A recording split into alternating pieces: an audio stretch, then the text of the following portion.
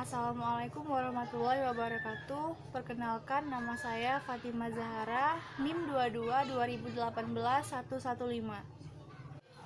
Pada kesempatan kali ini saya akan memaparkan materi yang bertema rasio solvabilitas.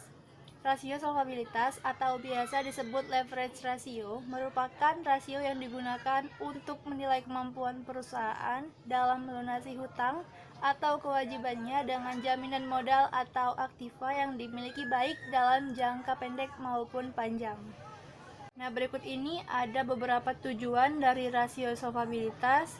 Bisa dibaca, ada beberapa tujuannya. Kemudian ini ada jenis-jenis rasio solvabilitas. Jenis-jenis dari rasio solvabilitas yaitu ada 3. Yang pertama, debt to equity ratio, yaitu merupakan rasio utang terhadap ekuitas. Rasio ini digunakan untuk membandingkan liabilitas atau ekuitas, di mana hutang tidak boleh lebih besar dari modal agar beban dalam perusahaan tidak bertambah.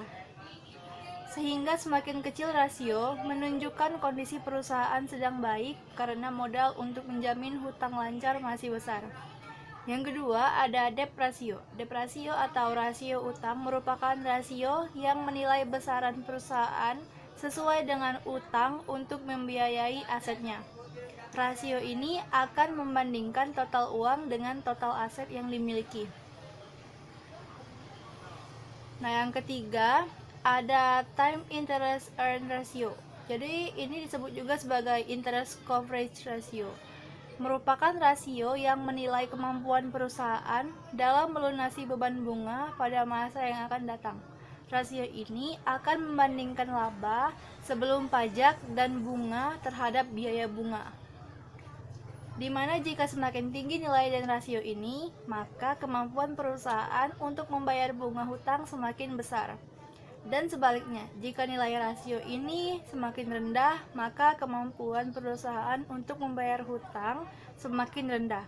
Hal ini disebabkan sebagai tolak ukur kredit untuk memberikan tambahan pinjaman. Kemudian ini ada beberapa contoh soal. Yang pertama itu ada soal 1, jika perusahaan ABC memiliki neraca seperti berikut. Ada beberapa neraca, bisa kita lihat, ada saham, laba ditahan, kas, piutang dagang, barang dagangan, mesin, bangunan, tanah, dan obligasi. Pertanyaannya, berapa solvabilitas perusahaan memakai rasio modal dengan aktiva? Jadi kita udah diketahui tadi, cara mencari modal sendiri itu yaitu saham ditambah laba ditahan. Bisa kita lihat nominalnya 420 juta ditambah 145 juta, yaitu 565 juta. Total aktiva dihitung dari rumus kas ditambah piutang dagang ditambah barang dagangan ditambah mesin ditambah bangunan dan ditambah tanah. Bisa kita lihat jumlahnya sebesar 1 miliar. Kemudian ditanya lagi rasio modal dengan aktiva. Tinggal masukkan rumus rasio modal dengan aktiva, yaitu modal sendiri dibagi total aktiva dikali 100%. Jadi hasilnya 56,5%. Kemudian soal 2.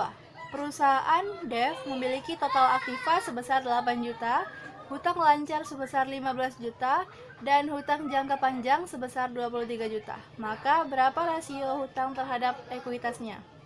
Diketahui total aktiva sebesar 8 juta, total hutang yaitu hutang lancar ditambah hutang jangka panjang sebesar 38 juta.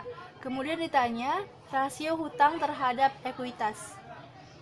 Kita jawab, rasio hutang terhadap ekuitas rumusnya total hutang dibagi total aktiva dikali 100%.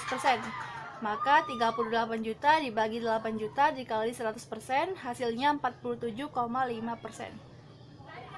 Kemudian ini ada slide terakhir, yaitu hubungan rasio solvabilitas dengan rasio likuiditas. Hubungan rasio solvabilitas dan rasio likuiditas yang memungkinkan dialami oleh perusahaan, yaitu selain untuk mendeskripsikan kemampuan jangka panjang perusahaan, diperlukan juga likuiditas yang mendeskripsikan kemampuan untuk membayar kewajiban jangka pendek. Baiklah, hanya itu yang dapat saya sampaikan pada kesempatan hari ini. Apabila ada salah kata saya mohon maaf, dan kepada Tuhan saya mohon ampun. Saya akhiri, wassalamualaikum warahmatullahi wabarakatuh.